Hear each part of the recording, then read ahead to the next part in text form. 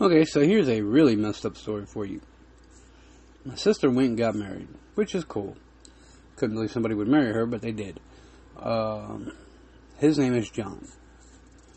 John's an okay guy to a point. When my sister and him got married, they were married a while back, way back in like 2002 or something like that. Got a divorce. She went and remarried another Jonathan, and then got a divorce from him and went back to her first husband and remarried him.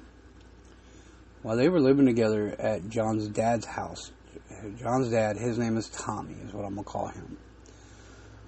Tommy caught a charge for touching a minor kid at a church and went to prison for life. He's got life. He ain't getting out. But while Tommy is sitting in prison, before he went to prison, while he was just sitting in jail waiting to go to trial, he has a friend named Brother Wiley, real name William Wiley.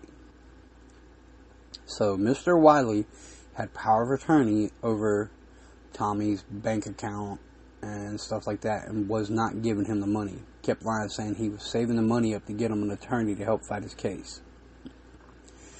The attorney that he talked to wanted $60,000, and Tommy at the time being was close to $5,000 from military retirement, Social Security, and SSI disability, from what I understand. He was getting close to $5,000 a month.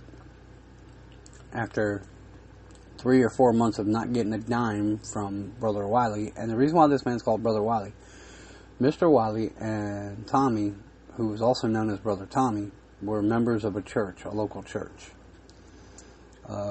Tommy was the one who ran the food pantry at the church, and he used all of his own money to go to the grocery store and buy a crap load of food to put into this food pantry to help people out in the neighborhood. Now, these two men are supposed to be really good Christians, and then Tommy goes and he was out driving around one night, and he saw, the way their church is, there's a house in front of it that had an older gentleman, if I'm not mistaken, with his granddaughter living in it. Tommy saw them, because they're members of the church, walking down the road, and the little girl had her bike with them.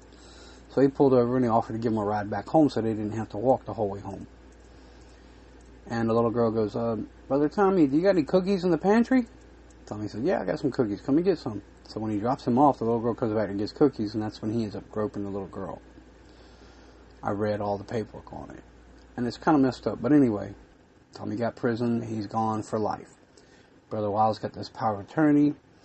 And it's not working out. Tommy's getting mad because Brother Wiley's not giving him any of his money. So he gives the power of attorney to my sister. My sister goes and checks the bank account. There's no money in it whatsoever. None. So that means Brother Wiley, this supposed Christian man who is well known in the community as a nice guy, was taking the money and keeping it. Well,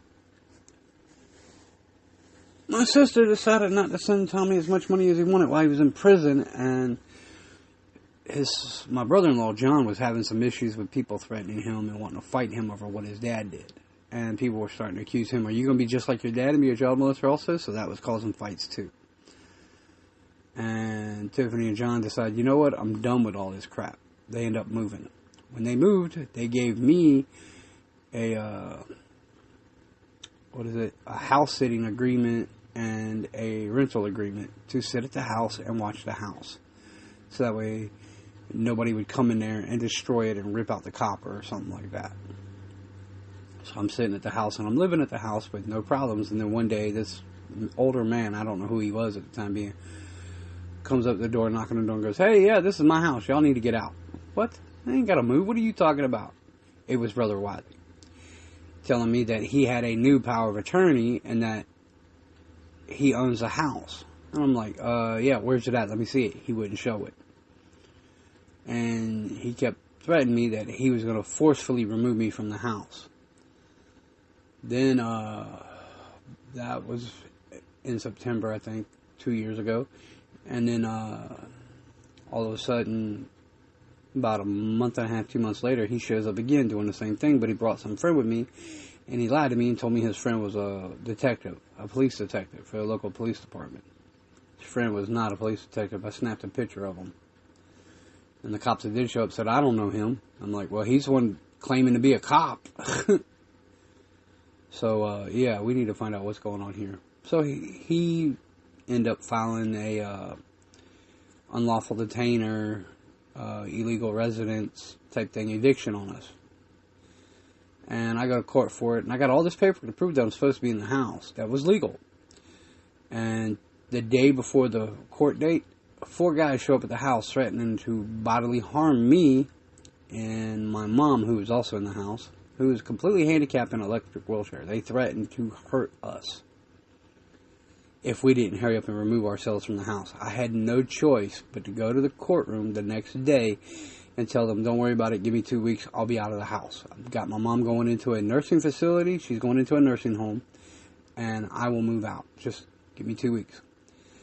Brother Wiley's attorney was like, that's cool. They actually gave me a little bit longer than 2 weeks. They gave me 2.5 weeks. But the attorney didn't know about the situation of the 4 guys showing up, threatening to harm us. And I walked away from the property. Now, the problem with this